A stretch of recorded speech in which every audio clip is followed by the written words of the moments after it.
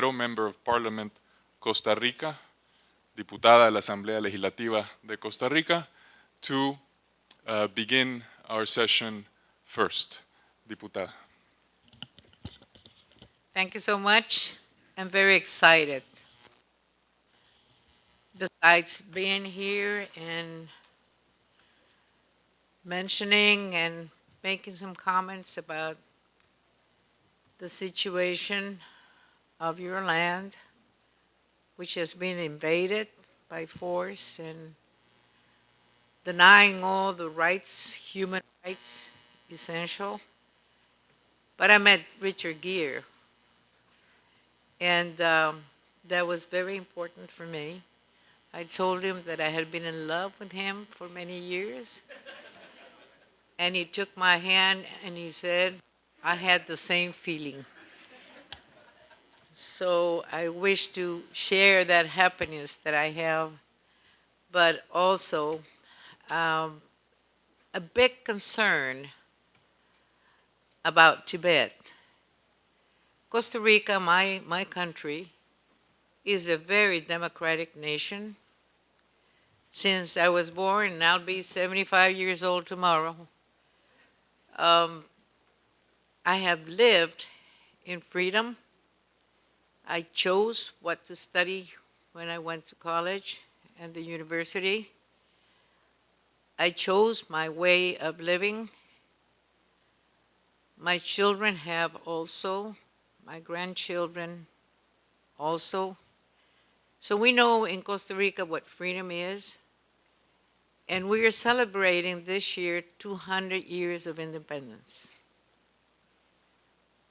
But I really appreciate the invitation that we had to come to this World Parliamentarian Convention on Tibet, because even though in Costa Rica we do know who Dalai Lama is, we admire him as a person. We admire him about his positions. But still, the freedom of Tibet is not an issue. And I believe, as my colleagues came with me, 3 more, that we have to move in our parliament to make a difference. If we believe in human rights, we have to fight for them. And not just a speech, but in actions. Not only saying, I hope that you'll be better as a nation. No, we do have to act to come up with solutions and to cooperate in multilateral actions. I believe sincerely that besides other boundaries like religion, human beings were born to be free. We have that in our hearts, in our minds. We were formed by our Creator as persons to live and pursue happiness, as Jefferson wrote for the Constitution of the United States of America. So I really have learned a lot about yourselves. I do know that we have to make a change. And there is a world phenomena about invading other nations, which has been the conduct of more powerful nations. But in Costa Rica at this moment, and this I have to share because it's something that worries us a lot, that there are 2 warships from Russia planted in the seas of Nicaragua, which is our neighbor. Nicaragua has a dictatorship. They had elections not long ago, and the leader, Mr. Ortega, celebrated the triumph of their elections because he says that they received 75% of the votes in his favor. But he put all the other political leaders in jail. So he had not contention, he didn't have any competition at all. And that's our neighbor. and we don't have an army in Costa Rica. So that's the situation. On the other hand, we have Colombia, very near next to Panama, and Colombia has elected a president about a week ago who is a member or was a member of the guerrillas. So that's the situation in Central America. We have people also in Salvador who have shared with us the situation. And in Salvador, although a lot of the people that live in that nation believe that things are getting better, the reality is that Bukele is a dictator also. So that's where we are in the world. So we need to do something. We need to change our ways of mind. We have to cooperate in these freedoms that were granted by our Creator to all of us. And it's not just a political issue. It's not just a commercial issue. We used to have commercial relationships with Taiwan, and our government 15 years ago decided to have commercial relationships with China because China is rich, because China has a lot of money, because China brings business. But what is more important, business or freedom? What is more important, physical commodities or being able to live with more comfort or to fight for our freedom? We have a historical obligation for Tibet, and I believe that we have to have this change of attitude and work hard on these human rights. There are international conventions, international agreements. We have a constitutional court in Costa Rica. We know what elections are every 4 years, free elections. We have 6 political parties that participated in this last election. But if we do not assume our responsibility, not just with ourselves, but with the rest of the nations, I don't think we will make a change in this world. We cannot accept this sort of invasions, and we learned today very clearly, and I'm going to finish with that sentence, that Tibet was never a part of China. Tibet was never a part of China, and the world must know about it. Media should be invited. International media should know. Communications, we have a digital revolution at this point. We have to use those means to be more effective in communication and in defense of these human rights. Thank you very much. Thank you very much, Diputada Navas, for your remarks. Next, I would like to hand the floor over to the Honorable Salvador Caro Cabrera, Member of Parliament from México, Diputado Federal de la Cámara de Diputados del Congreso de México. Diputado, tiene la palabra. Muchas gracias, John. Distinguished colleagues, it has been an incredible experience participating in the 8th Conference of Parliamentarians for Tibet. I bring you greetings from my fellow parliamentarians and from the members of House of Tibet in Mexico. I agree with Diputada Navas about the communist street in Latin America. I am very encouraged that as of this meeting, we will be able to create a support network, particularly in Latin America, regarding the cause of Tibet. Now we have a lot of clarity. His Holiness the 14th Dalai Lama has already expressed it precisely. It is about inner peace, love, compassion, and truth.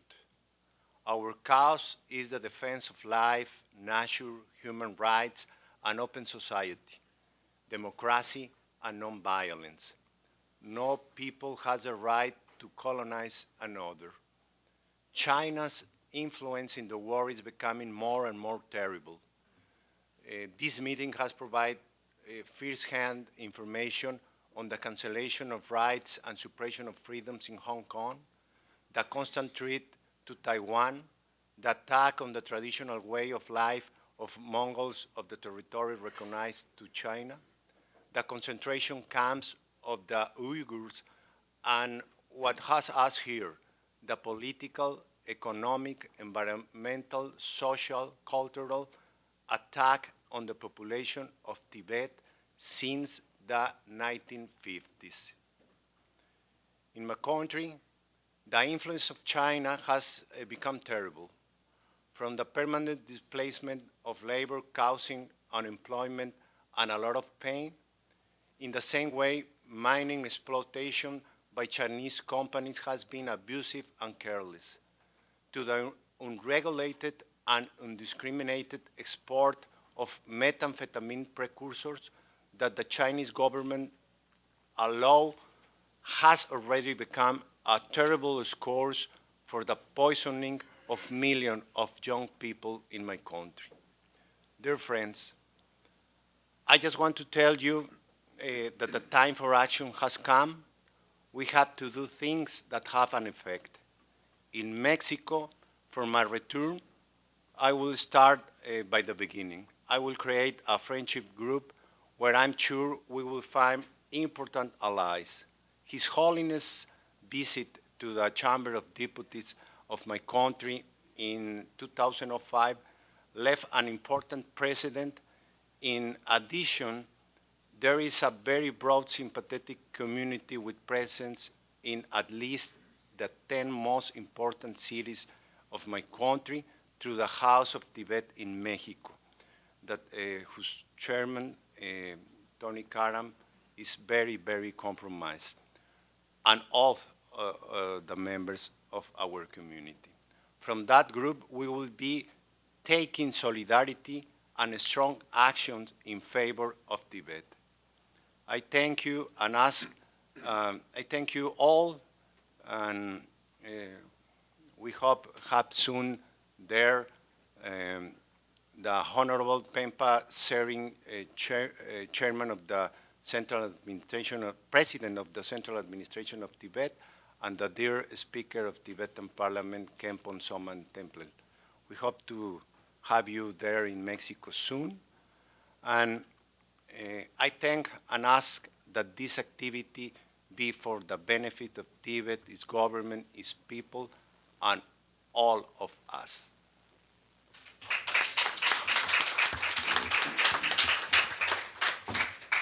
Gracias, Diputado Caro Cabrera. Next, I would like to invite the Honorable James Maloney, Member of Parliament from Canada, Vice Chair of Canadian Parliamentary Friends of Tibet. Mr. Maloney, the floor is yours. Thanks, John. Look, let me just say as well, it's a great honor to be here. It's a privilege to be here. It's educational being here. And we're all here for the same reason. We believe in the Tibetan cause. John, you brought your entire party with you today, this week, so it's a party of one, just in case anybody doesn't know that.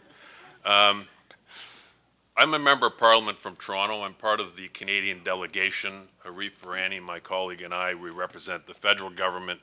Attila, who we heard from yesterday, represents the province of Ontario. Senator Danino is a former senator of the government of Canada. We're all very proud of our ability to represent this community, but we recognize that there's a lot of challenges. Look, Arif touched on this yesterday. Our communities abut each other, as does Attila. And, you know, he threw down the gauntlet yesterday. We joke a lot about the fact that he has more Tibetans living in his community, and I say, no, I have more Tibetans living in my community. The Canadian Tibetan Cultural Center is in my community. The fact of the matter is, he's right, and so am I. The point of that entire discussion is that we're both very proud of that. And in the greater Toronto area, there's approximately 10,000 Tibetans living there.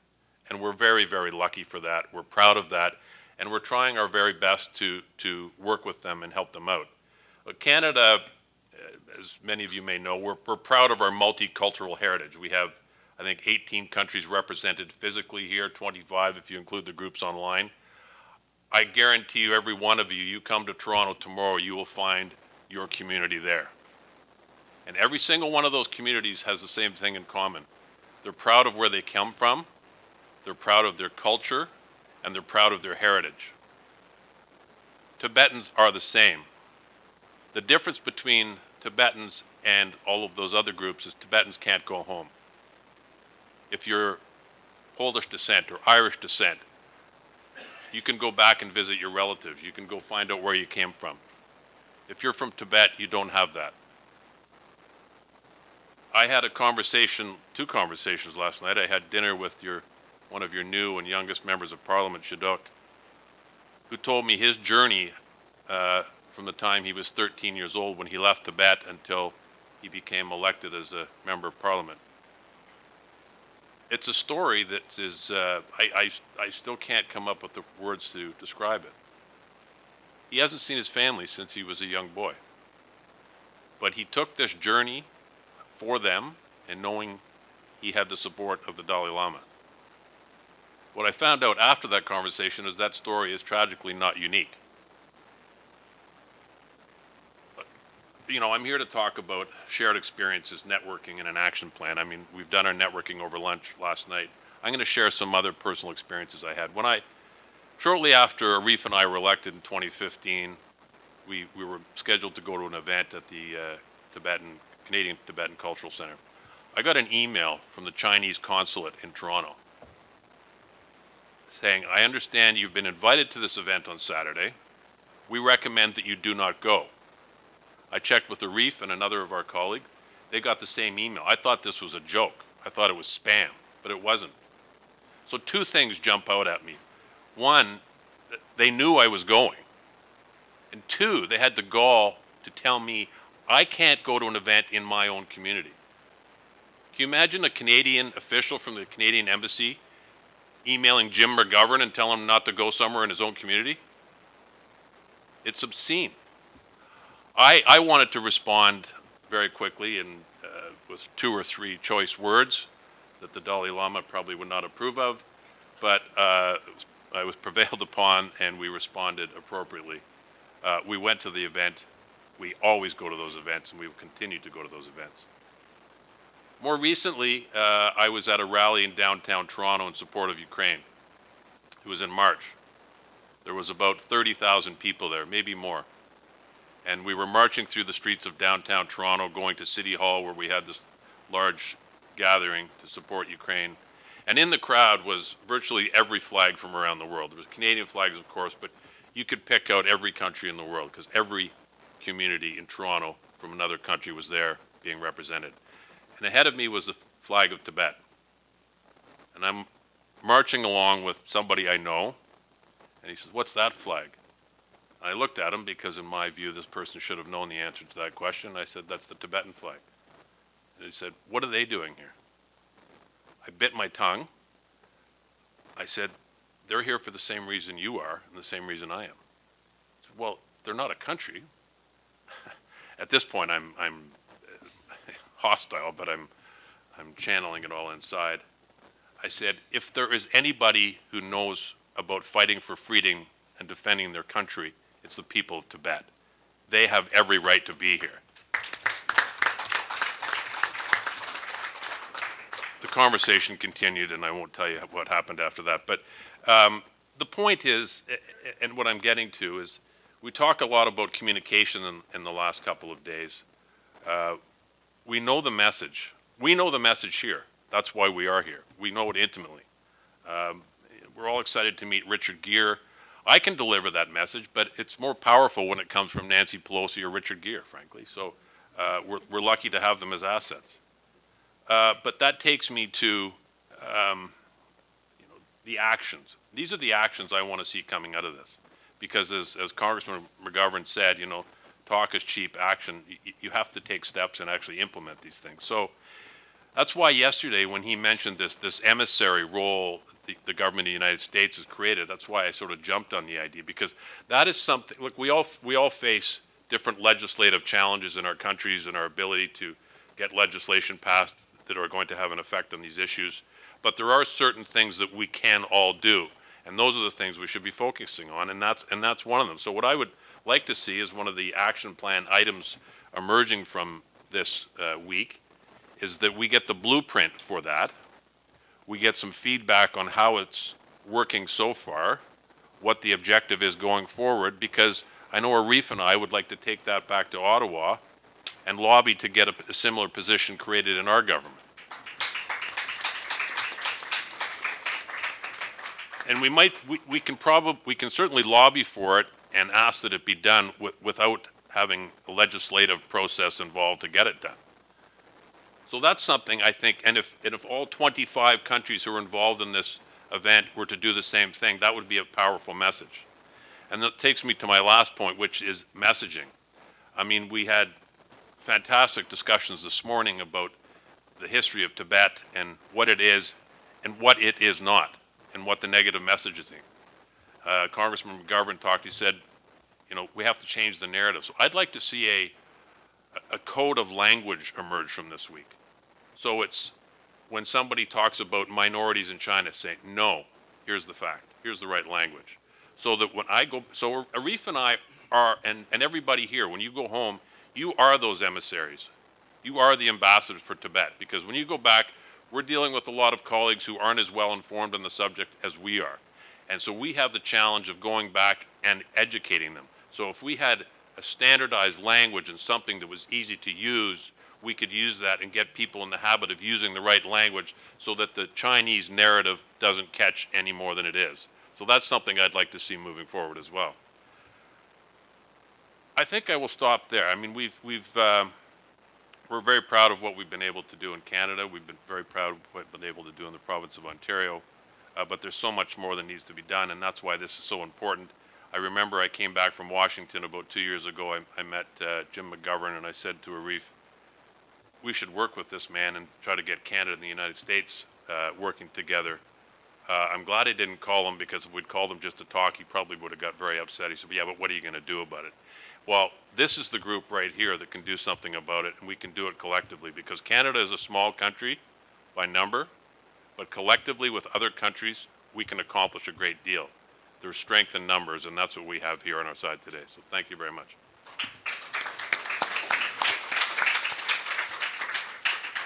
Thank you, James. And well, we've gone from Costa Rica up to Mexico, Canada, and now we're crossing the Atlantic over to Spain. It is my honor to invite the Honorable Robert Masinajar, Member of Parliament for Spain, Senator. Su Señoría, la palabra. John, thank you very much. Dignitaries, honorable parliamentarians, diplomats, if any, ladies and gentlemen. Well, thank you very much for inviting me to this conference. It's a really wonderful experience, listening to different speakers from different countries for the same cause. Well, allow me to introduce myself first. My name is Robert Masi, elected senator from Barcelona. I represent a regional party from Catalonia. It's a party of Catalonia, Esquerra Republicana de Catalunya. We have 11 MPs in the Spanish Parliament, 14 senators in the Spanish Senate. In Catalonia, we are in the government in coalition with other parties, and we have 33 MPs in Catalonian Parliament. In Catalonia, we turned up into the biggest party in the municipal elections and in the last 3 general elections. In the municipal elections in 2019 and also in the autonomic elections in 2021, we became the biggest party of Catalonia. The Honorable President of Catalonia, Mr. Pere Aragonès, is the very dynamic leader from my party, and he's the President of Catalonia. He's from Esquerra Republicana de Catalunya. And we have 2 MEPs in the European Parliament, Mr. Jordi Soler and Mr. and Mrs. Diana Ribas. Well, coming back to Tibet now. Our party stands in solidarity with Tibet, and we strongly condemn the illegal occupation of China on Tibet and the repression by the Chinese administration on Tibetan people in Tibet and in the Chinese territory.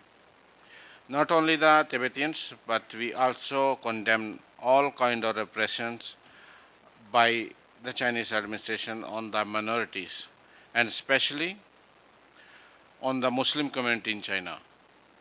We are in favor of self-determination of Tibet. We advocate for the respect for the human rights in Tibet and in all countries, including in China.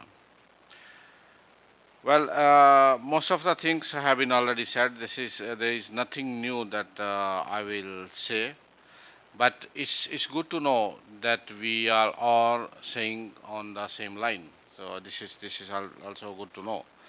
In this conference, we have many parliamentarians and political representatives from many countries. Many of us represent the political parties who are governing in many countries and who are in coalition or directly or indirectly involved in the governments. All the governments should raise this issue strongly. We have spoken a lot, but now this is time for action, as earlier our companions have already said. And we need to take strong action into United Nations. Of course, the conferences and meetings have to build up the case, but unless the governments don't raise the issue, the solutions will be far and difficult. In the meantime, China will be more stronger in all aspects. As many speakers have already mentioned before, I would like to insist on few points which I believe are very important right now. And the government should act immediately to pressurize Chinese authorities to comply with them. For example, China must not interfere in the reincarnation process of lamas. China should immediately declare the whereabouts of the 11th Panchen Lama, not the Panchen Lama declared by the Chinese authorities, the Panchen Lama who was kidnapped at the age of 6 years, the youngest political prisoner ever in the history. It's a shame that United Nations were not able to and was failed to secure the release of the Panchen Lama. Still nobody knows where he is and how he is. Yesterday I was speaking to one of the participants in the conference, and I came to know that the whole family of the Panchen Lama is missing. It's again shame and a slap on the world democracy. Foreign journalists, researchers and scholars must be allowed to Tibet and unrestricted entries and visit to Tibet, which are not allowed these days. Recognition of the Tibetan plateaus is very important with regards to global climate change and the importance of Tibetan rivers for the southern countries like India, Nepal, Bangladesh, and Myanmar of this region. And the boarding schools issue. China should remove complete censor of boarding schools, allow Tibetans to run their schools with their own traditions, respecting their language and culture. In these boarding schools, the children are being indoctrinated the Chinese party ideology. There is much more to say about the repression by the Chinese authorities in Tibet, and I believe the government should act immediately to ensure the basic rights of Tibetans, and with the hope that one day we will be able to visit the independent Tibet. I rest my voice here. Once again, thank you very much for having me here in this conference. Thank you very much. Thank you, Senator, and thank you all for sharing your diverse experiences, which undoubtedly have common elements within. I don't want to stop here as we have 12 video remarks which we need to get through. So if the audiovisual crew is ready to proceed, we would start the list off with video remarks by the Honorable Nicholas Walder, Member of Parliament from Switzerland, co-president of Switzerland Parliamentary Group of Tibet.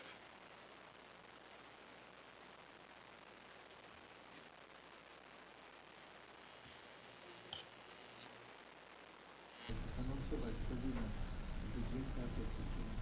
I'm very pleased to be here to address you today.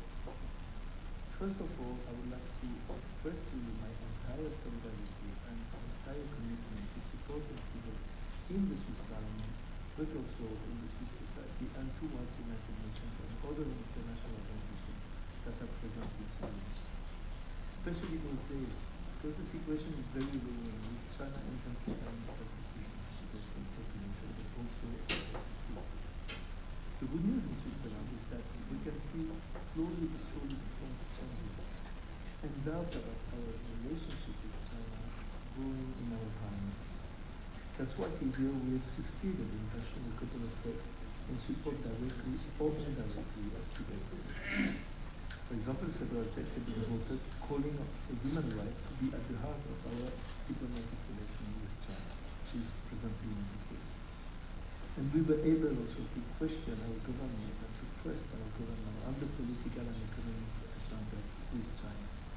Also to say that with demonstration and intervention in the parliament, we succeeded in getting our government to renounce being represented officially in the Beijing Olympics. Furthermore, several texts are currently under discussion to strengthen our sanctions policy and make it finally possible for Switzerland to impose sanctions on persons and entities guilty of human rights crimes. It will definitely help us pressure our government to get more involved in denouncing the actions of the Chinese authorities, aiming at the disappearance of the Tibetan culture. Because cultural and religious rights have to be protected in China. Finally, we are working on the security and independence of our country and inhabitants towards China, especially the security of Tibetans living in Switzerland who are regularly followed, threatened, and even harassed by Chinese agents. We expect to receive very soon a full report from our government on the subject. And we also constantly lobbying our government to improve the rights and situation of Tibetan refugees in Switzerland. Among them, some of them even do not have status today. All that to say that you can count on me and on our friendship group to defend your rights for respect and dignity, but also your right to live freely and safely in your own country. All the best to all of you. Have a productive convention and long live the friendship between Switzerland and Tibet. Thank you.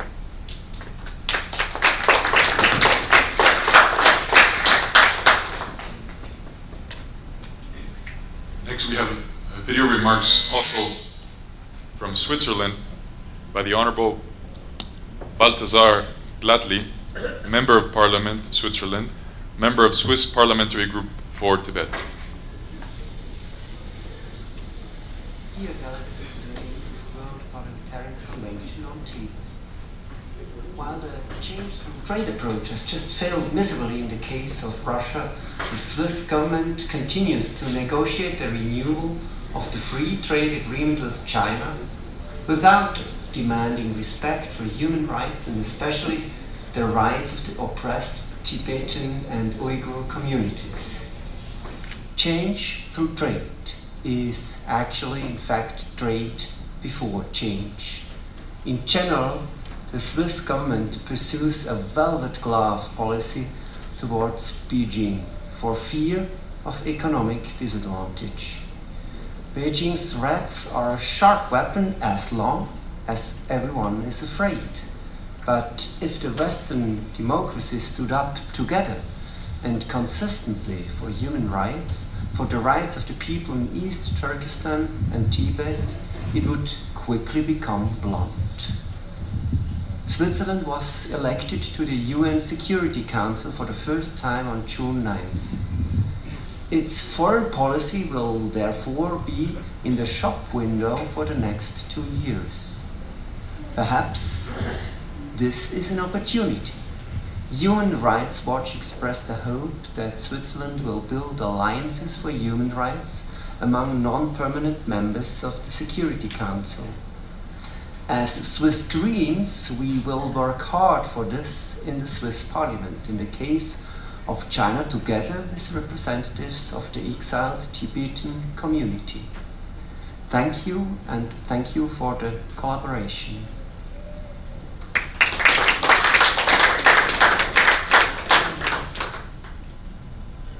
Next up, I would like to introduce video remarks by the Honourable Colette Stevenson, Member of Parliament from Scotland and Member of Scottish Parliament Cross-Party Group for Tibet. Hi there, my name is Colette Stevenson. I'm the MSP for East Kilbride and sit on the cross-party group for Tibet. I wanted to send a lovely message to His Holiness the Dalai Lama on his 87th birthday, and I wish him all the warmest happiness, health and peace on his special birthday. I also want to express my solidarity for the people of Tibet, and I want to implicitly condemn the People's Republic of China for the cultural genocides that they have placed on the people of Tibet and their culture. And I hope that future negotiations go well for the people of Tibet, and I hope you all have a lovely time. Thank you.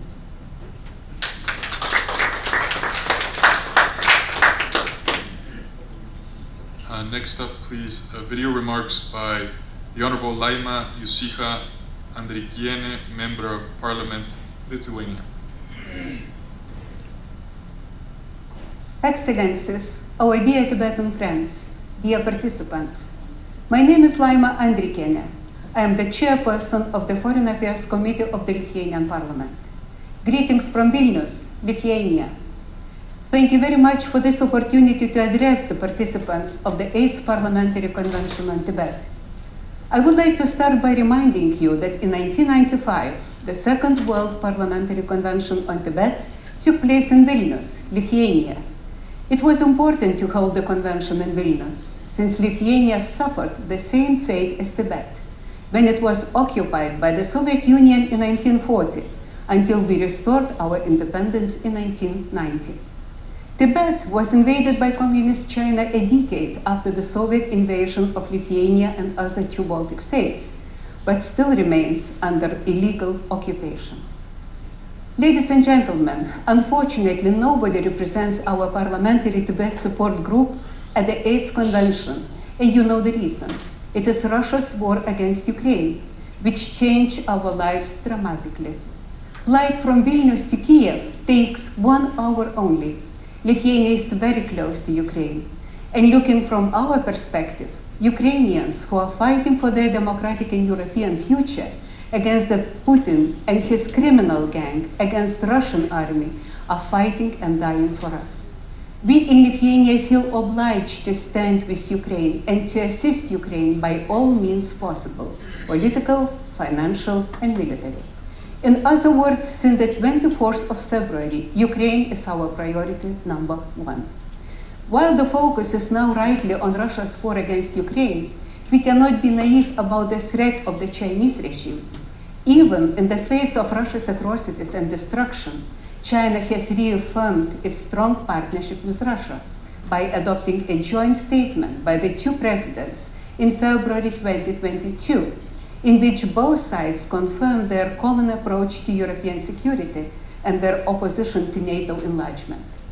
China's ambassador in Moscow said China would further deepen its cooperation with Russia in the fields of military technology, energy, and space. These two revisionist autocracies, by supporting each other, pose an even greater challenge to the democratic world.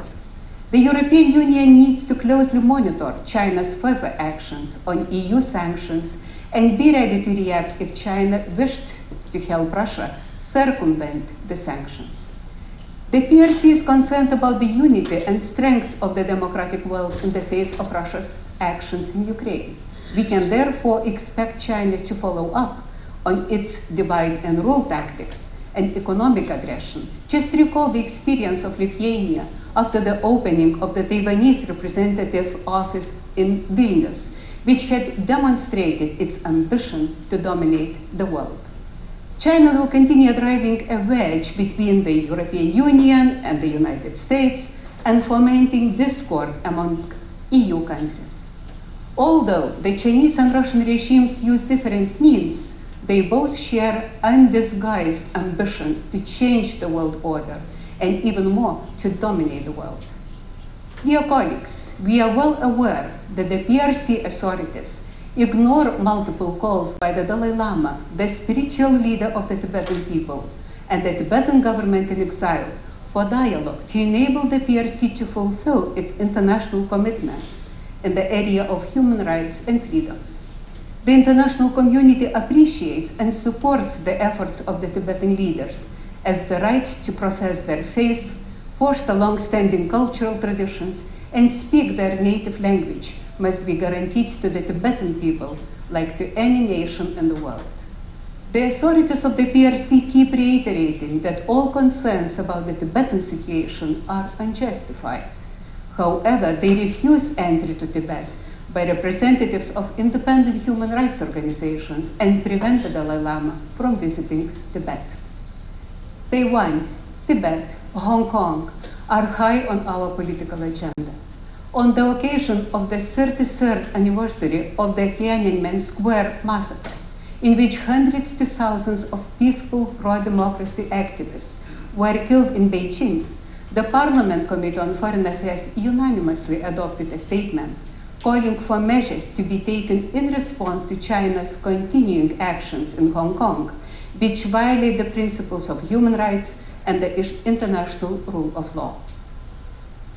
We are living at a major historical turning point and a tectonic break that will change the face of the world for decades to come.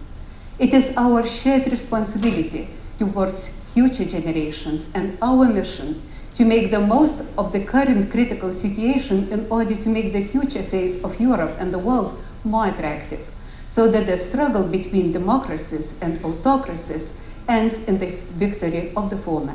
That is what I wish for all of us. Thank you and have a fruitful, successful convention.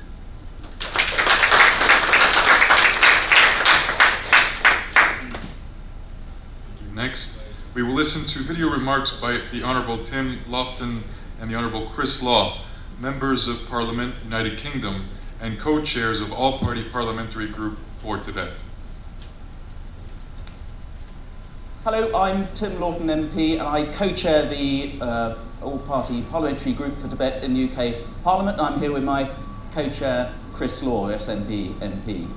We are really sorry we can't be with you in Washington for the 8th Parliamentarians Convention on Tibet. Both Chris and I were in Riga a few years ago before something called COVID came along, and it was a really worthwhile event. Alas, there's so much going on in Parliament in the UK, which you might have heard about, that we're not able to make the trip to Washington, but we wanted to send our very best wishes for a successful convention and assure you of our continued utmost support for the cause of the Tibetan people and our support for the Tibetan Parliament in exile, and to give our best wishes to the new Sikyong as well.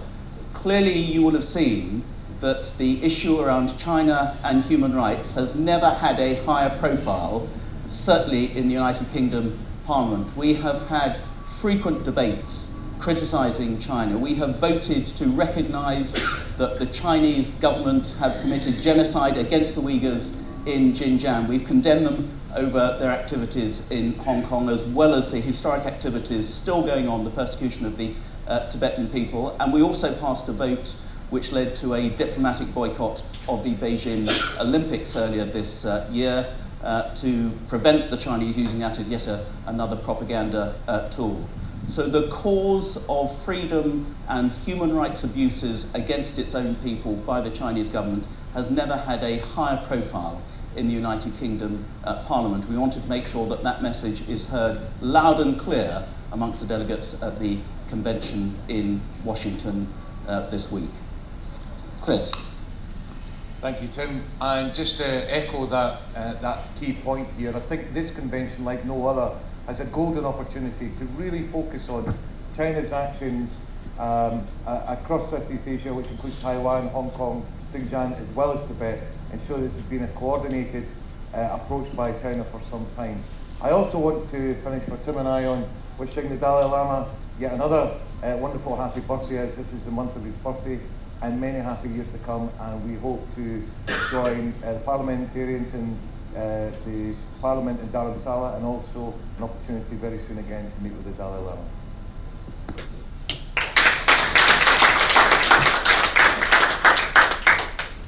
Also from the United Kingdom, video remarks by the Honourable Sir Ian Duncan Smith, MP, co-founder of IPAC.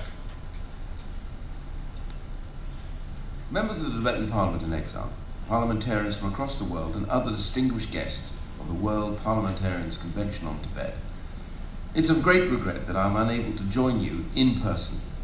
I speak to you both as a member of the British Parliament and as a founding co-chair of the Inter-Parliamentary Alliance on China, better known as IPAC. Together, our alliance spans over 200 legislators across 25 parliaments internationally, made up of legislators from across the party divides, left and right, liberal and conservative. IPAC was formed in 2020 out of a concern that under President Xi, the Chinese government has carried out a genocide against the Uyghur people of Xinjiang, dismantling Hong Kong's nascent democracy, and made countless military incursions against Taiwan. And it continues the brutal persecution of the Tibetan people, seeking to eradicate Tibet's rich traditions of language, religion, and culture. I've had the privilege of raising Tibetans' rights in the British Parliament on a number of occasions, alongside my colleague Tim Loughton, chairman of the All-Party Parliamentary Group on Tibet. IPAC secured the first ever debate in the House of Commons on the expansion of the Chinese government's brutal labour programme in Tibet. Together with colleagues in the House of Lords, we are bringing an amendment to the procurement bill which will ensure that no UK public body can buy goods made by forced labour anywhere, but particularly Xinjiang and Tibet. I, together with colleagues from IPAC, continue to call on our governments to demand the release of the 11th Panchen Lama, who this year enters the 27th year of his abduction for detention. We also call on the Chinese government not to interfere with the next reincarnation of His Holiness, the Dalai Lama. To do so would be a grave interference with the rights of the Tibetans to freely practice their religious belief. Finally, I would like to extend my congratulations to His Holiness the Dalai Lama as he prepares for his 87th birthday next month. I also extend my personal commendation to the leadership of the Sikyong Penpa Siring and members of the Tibetan Parliament in exile. It was a privilege to share a platform with Sikyong Penpa Siring at our IPAC conference in Rome last year. And I would like to formally extend an invitation for him to meet members of the UK Parliament. Thank you.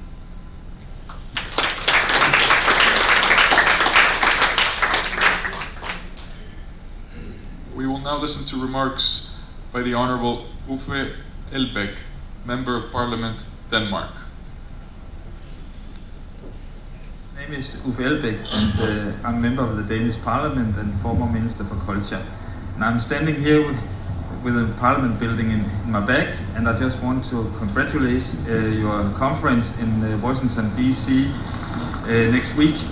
And I would just send a strong message that it's extremely important that parliamentarians from around the world are meeting each other and discussing the Tibetan issue. And I've been following this agenda for many years, and I really, really hope that we are able to stand up against the Chinese suppression of the Tibetan population and citizens, and we need to demand that Tibet will be an independent state in the future.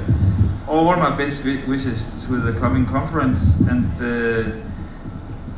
respect each other, listen to each other, and be wise together, and let's stand up against China.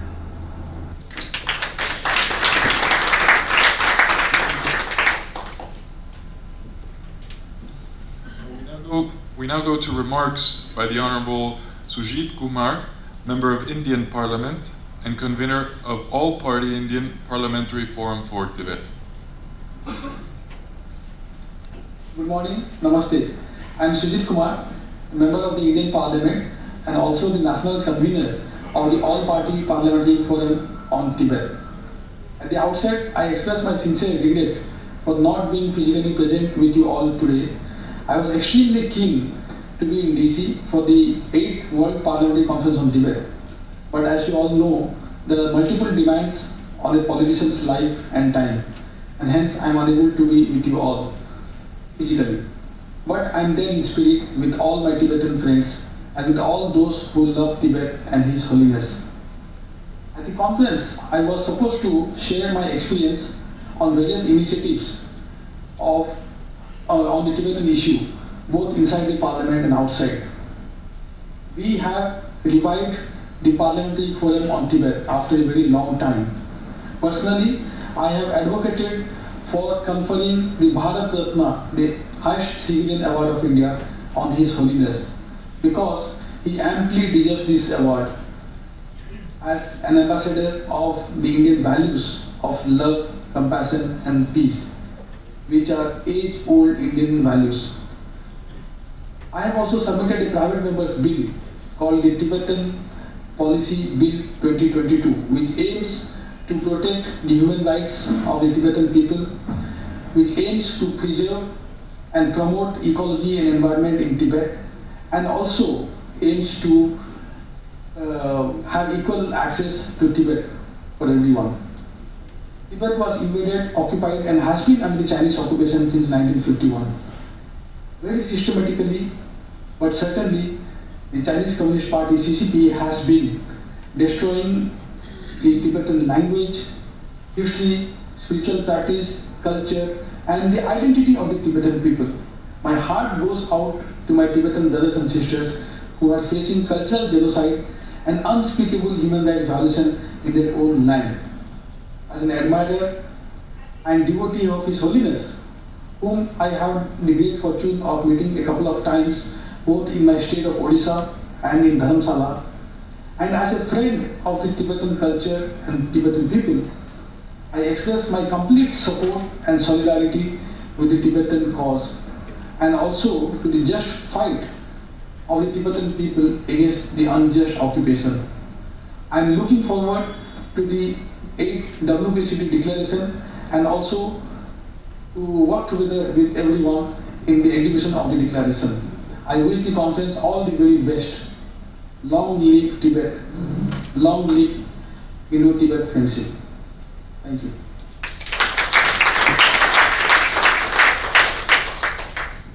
Thank you. We now go to Germany to listen to remarks by the Honorable Michael Brand, MP, Chair of the German Parliamentary Friends of Tibet. Honorable representatives from Tibet, Your Holiness, dear fellow parliamentarians, dear participants. Since I'm not able to be present myself due to obligations in the German Parliament, I want to address you briefly by video. Despite the fact that Europe is very much focused these days on the Russian aggression against Ukraine and its global impact, we have not at all lost sight of what is going on in Tibet. We do still invest energy and empathy in order to press on the Chinese regime as well as on organizations internationally and governments to give the Tibetan people the fundamental rights every Tibetan deserves. This is not only about religious freedom, it's about freedom of speech, it's about freedom of expression, it's about freedom of self-determination. It's a fundamental human rights issue and it's a political issue. It remains a sign of weakness that the Chinese communist regime is so afraid of a tiny peaceful nation like Tibet that it resorts to violence, suppression and sheer force. The Han Chinese regime is losing its face in the eyes of the world by carrying out a brutal, racist campaign against a peaceful, tolerant nation. The fact that Tibet has remained on the international agenda so high and for so long does only underscore the necessity that this brutal injustice has come to an end. The unique Tibetan culture has contributed to the culture and civilization of the world and our civilization for thousands of years, and it will do so for another 1,000 of years, because Tibet has strong and powerful friends. But most of all, because the Tibetan culture and the Tibetan people are unique in their commitment, their belief, and their resilience. Preserving and defending this unique tradition and civilization is an obligation, and it is an honor for us who are in this fight together. Therefore, I'm proud to announce that the newly elected German parliament has an increasing number of committed parliamentarians organized in our Tibet group in the German parliament, the Bundestag. I'm privileged to be the speaker of this distinguished group, and I'm honored to convey a message of hope and encouragement by our whole group to this World Parliamentarian Congress on Tibet. Even if we cannot be present at this very point in time with you, I can assure you that we are not only working here in Germany and across Europe for the just cause of the Tibetans, but we are also ready to cooperate and to join forces with other parliamentarians all over the world, as we are doing it hard right now already. So let me greet you and all of the Tibetans all over the world with this message of hope. We will see the time when suppression and brutality will be replaced by liberty, tolerance and freedom for the Tibetan people. This is what we are working for, and this we are together across the globe. I wish you all the best for a successful conference. Let's continue our struggle for the just cause. God bless you all.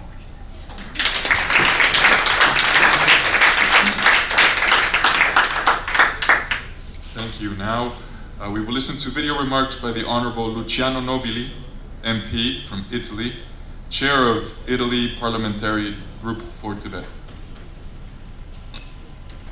Dear friends of Tibet, here is Luciano Nobili. I'm a member of the Italian Chamber of Deputies, and I'm proud to be the president of the Parliamentarian Intergroup for Tibet. I have no word to explain how much I am sorry, deeply sorry to not be able to be physically with you to participate in this important conference. But as I believe in many parliaments around the world, the current situation requires us to be present and operational. I tried to the last to be able to participate, but it was not possible. I apologize once again. My relationship with Tibet dates back many years, and I had the privilege and the opportunity to visit Dharamsala and to meet His Holiness the Dalai Lama. Since the intergroup was established in Rome, various initiatives have been carried out, which, among others, have seen the previous Sikyong Lobsang Sangai and the current Mr. Pempa Tsering speaking, the first via web and the second in prisons at the headquarters here in Rome of the Italian Parliament in Monte Vittorio Palace. My full support and sympathy for the cause of Tibet are due to various reasons, among which I like to recall my admiration for how the Tibetan refugees have managed to organize a fully democratic society in exile. My intention through the intergroup Tibettv is to bring forward a resolution in Parliament in line with the Tibet Support Act, which states the following: the newly enacted bill sends out a clear message of deterrence to the Chinese government that does and continues to meddle with the spiritual tradition and practice of Tibetan Buddhism. The government of the People's Republic of China has interfered in the process of recognizing a successor or reincarnation of Tibetan Buddhist leaders, including the arbitrarily detaining Gendun Choeki Nyima, a 6-year-old boy who was identified as the new Panchen Lama, and proposing to establish no candidate as the Panchen Lama. The bill categorically states that interference of the People's Republic of China in decision regarding His Holiness the Dalai Lama's reincarnation would amount to violation of the fundamental religious freedoms of Tibetan Buddhists and the Tibetan people. I am extremely concerned about the ferocious campaign of repression of the Tibetan language and traditional culture carried out by China, in particular with the intensification of the number of so-called residential schools where Tibetan children are forcibly brought to be in fact indoctrinated and to undergo a real brainwashing. The news that arrives in this sense are particularly alarming and requires a collective effort on the part of all of us to defend what remains of the ancient and noble traditional culture of Tibet. It is not an easy task, we know, but it is necessary. It is a duty on the part of all of us. In this sense, I like to remind what is written in the Tibetan government website.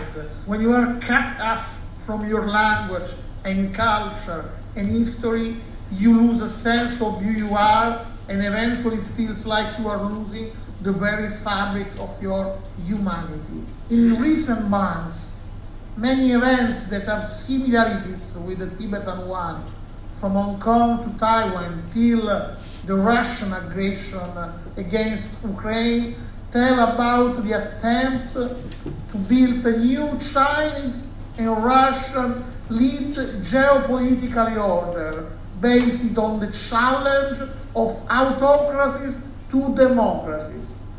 Also, for this reason, it is necessary to be stronger and more determined in the defense of the Tibetan cause, which is concrete but also very much symbolic on a planetary scale. In conclusion, I am very deeply sorry to not be with you today in Washington.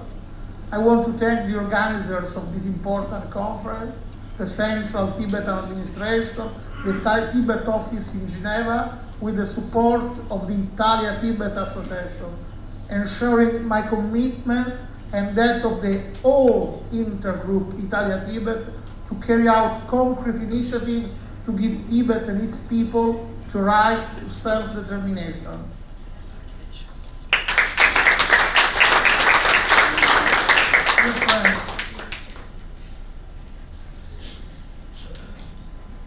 We now go back to Scotland to listen to video remarks by the Honourable Ross Greer, Member of Parliament.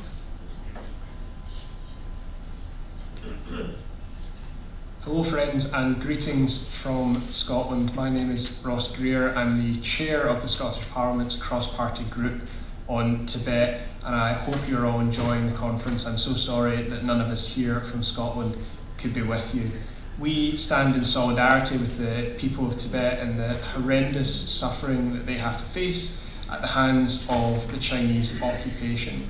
The Scottish Parliament's cross-party group on Tibet has proudly stood in solidarity with the Tibetan people throughout the short existence of our Scottish Parliament here in Edinburgh. We unequivocally and without condition condemn the horrific crimes committed by the Beijing regime in Tibet, in Hong Kong, in Xinjiang, and across China itself.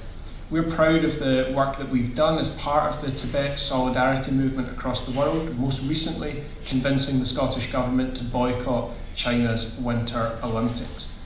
We were honoured in the last session of our Parliament to be joined by the Sikyong Lobsang Sangye, and we hope that his successor, Mr. Penpa Sering, is able to join us at some point during his term. We congratulate him on his election and all Tibetan people who took part in that wonderful democratic process. We look forward to working with all of you at the conference and those across the world in solidarity with the Tibetan people until they are able to enjoy the same rights and freedoms that we take for granted.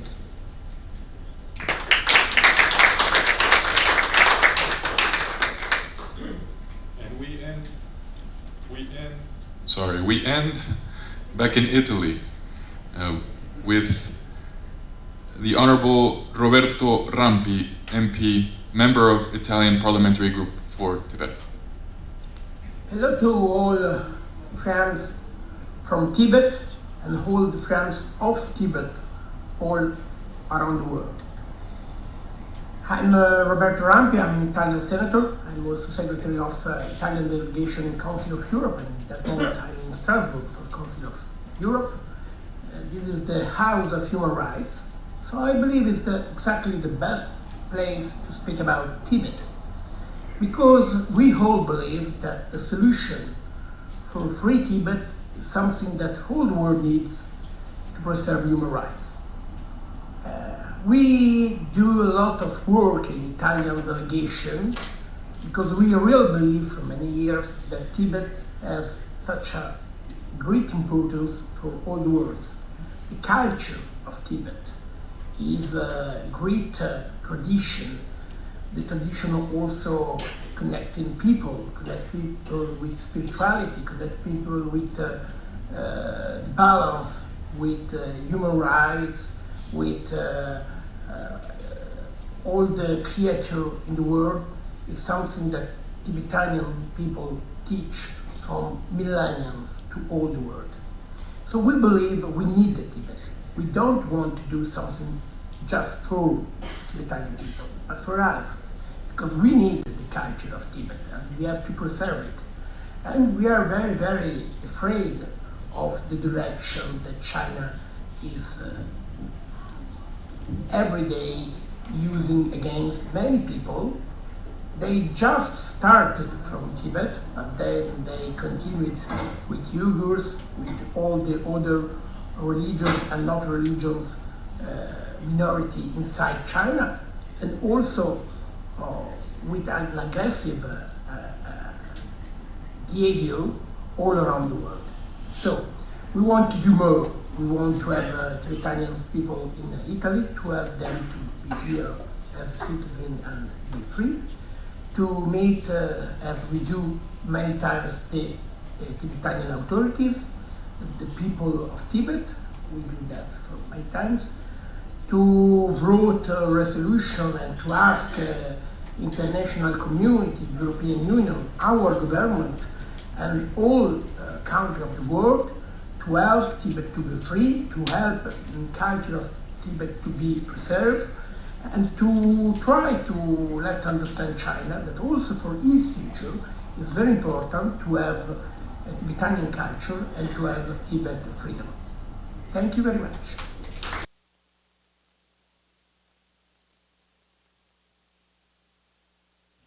Thank you. This is how we end parliamentarian interventions. I will abstain from delivering closing remarks because I think this will all be captured in the declaration and the action plan which is to come. But I do want to thank all of the parliamentarians that made the time to send their remarks, also my colleagues who are here today. And I also want to take this time to thank the event staff that have made it possible for us to bring us together from across the world. So thanks to the staff for allowing us to share our experiences and renew our commitment on Tibet. Thank you very much.